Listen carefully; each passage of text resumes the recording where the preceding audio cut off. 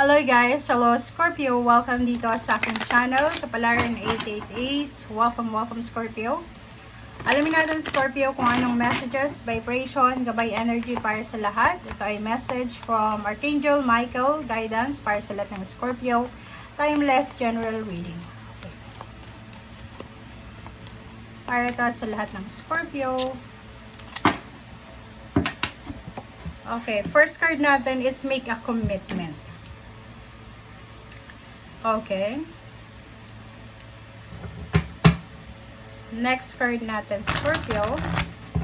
Parang lumabas na yan sa'yo for sa previous na reading natin.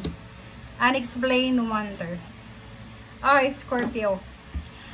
First card mo dito is from Archangel Michael, make a commitment. So, sinasabi sa'yo dito ng baraha, Scorpio, na kailangan mong makipag-commit. Okay?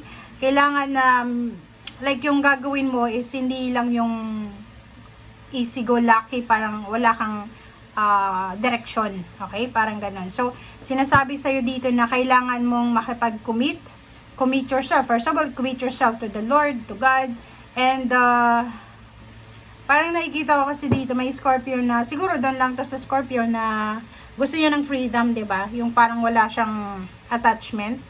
But dito sinasabi na kailangan mo ng attachment. Number 44, yung angel number ng Pisces is 33, sa'yo is 44. So, unexplained wonder. Okay? So, dito, sinasabi sa'yo, Scorpio, na magical blessings and miracles are occurring in your life. All your prayers are answered now. Wow! So, congratulations dito sa messages na to. Kasi sinasabi sa'yo dito na hindi maipaliwanag na paglalakbay.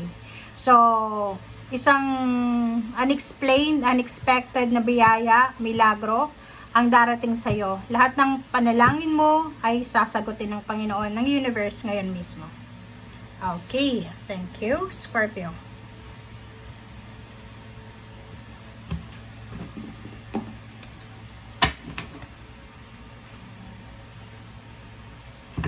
Okay, next card natin.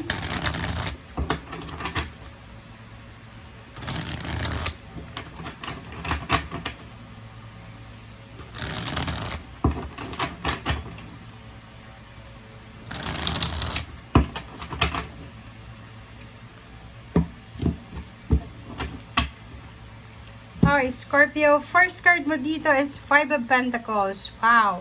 Scorpio, if ever mayroon kang pinagdadaanan na financial problems or physical health problems, sinasabi ng baraha sa'yo dito na huwag kang mag-alala kasi meron ditong magical blessings and miracles na isa pwedeng yun ang magdala sa'yo ng yung parang sagot dito sa mga financial or emotional or physical health problems sa pinagdadaanan mo. Okay?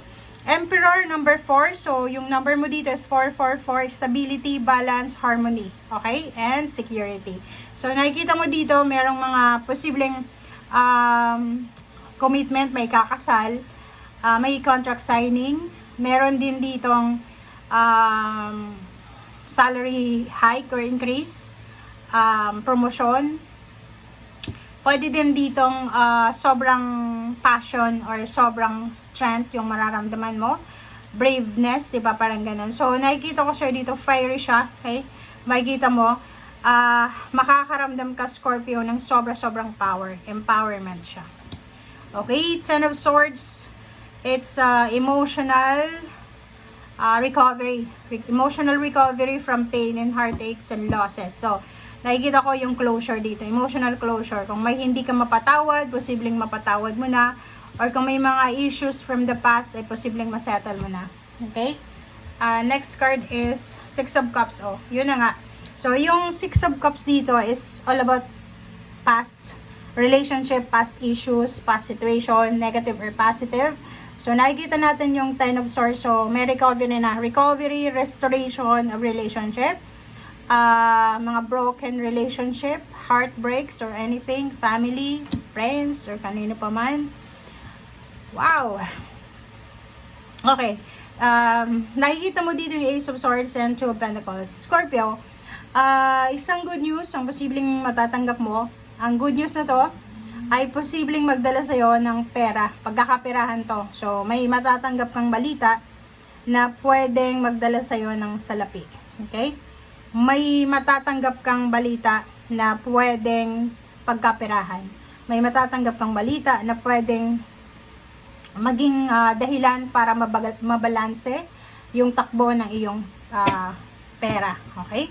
So, pwedeng job offer or kung ano pa man. Victory and success, triumphant success, so yun. So, nakikita ko sir dito yung Queen of Wands. Queen of Wands is all about freedom. So, nakikita ko na kung ano man tong kontratang pipirmahan mo, kung ano man itong promotion, salary increase na ibibigay sa'yo ng universe, sinasabi dito na deserve mo yan. Okay? Freedom from anything na restricted ka. Okay? So, Six of Wands, maraming tao yung nahanga sa'yo. Same with the Pisces. Panoorin mo din yung Pisces kasi parang same energy pero may pagkakaiba yun, di ba? And triumphant success, maraming hahanga sa'yo. Maraming magka-congratulate sa'yo. Maraming pupuri sa'yo. Maraming ma-amaze sa'yo. Basta ikaw yung nasa spotlight, ikaw yung nasa limelight sa ngayon. Okay? So, sa Pisces, Queen of Cups sa'yo is King of Cups. Okay? So, yun. So, nakikita ko sir dito, King and Queen of Cups. King of Cups and King of Pentacles. So, dalawang tao, siguro. Pwedeng water sign, ikaw yan. Or pwedeng other person. And King of Cups all about money. So, nakikita ko sir dito na mayroon kang interaction with Earth signs, Virgo, Capricorn, and Taurus. Pwedeng partnership sa negosyo or partnership or teamwork sa trabaho. Pero, itong King of Cups, sinasabi sa'yo, Scorpio, na makukuha mo yung peace and harmony na minamanifest mo, pinagpipray mo. Yun nga kasi sinasabi dito, all your prayers are answered now. So, kung pipray ka ng peace and harmony sa pamilya, sa magulang mo, kapatid, posibleng makuha mo siya. If nagpipray ka ng financial success, ng trabaho, stable na job, secured na job, dito sinasabi na posible, all your prayers are answered. Okay? And yun, next card natin is good news.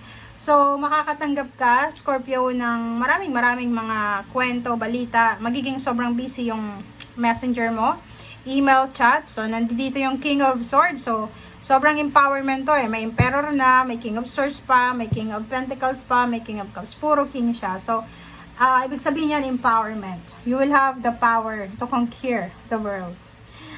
Page of Wands, same with the Pisces. So, nakikita ko siya dito, Scorpio, na yung future mo regarding sa trabaho ay napakaganda.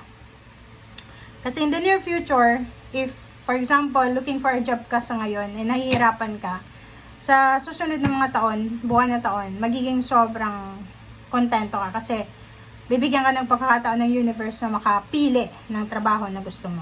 Okay? Thank you guys for watching. Bye!